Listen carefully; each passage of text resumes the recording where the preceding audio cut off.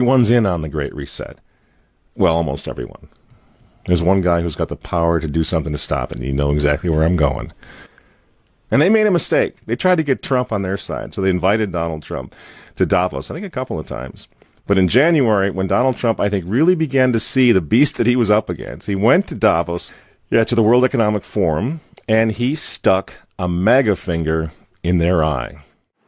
We're committed to conserving the majesty of God's creation and the natural beauty of our world.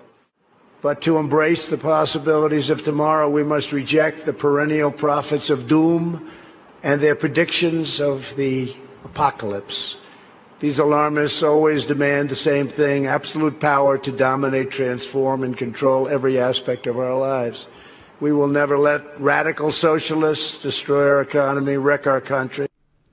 2 days after Donald Trump gave that speech, the 89-year-old leftist weirdo billionaire George Soros made an emergency intervention where, at Davos, once again, warning that the U.S. 2020 election will determine the, quote, fate of the whole world.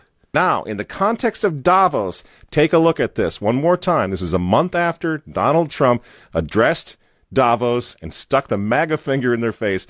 Here's what Francis, the Vatican, and Jeffrey Sachs had to say in response. And it is a dangerous country right now. It will be absolutely dangerous if Trump wins re-election. Trump wins re-election. Trump wins re-election. Francis invited this guy to the Amazon Synod as an honored guest and advisor. He's also Bernie Sanders' advisor. What's he doing in the Vatican? Why is this guy who's a promoter for socialist, out and out socialist, Bernie Sanders, what's he doing advising the Pope? Why does he have entree to the Vatican, friends? Sachs supports abortion and contraception, but that's not a problem for the Vatican. For the Vatican, for Pope Francis, and for his friends at the UN, Donald Trump is the problem, obviously, friends. Clearly, I consider the Trump administration a danger to the world, but I regard it as a purely temporary phenomenon that will disappear in 2020. Do you get it?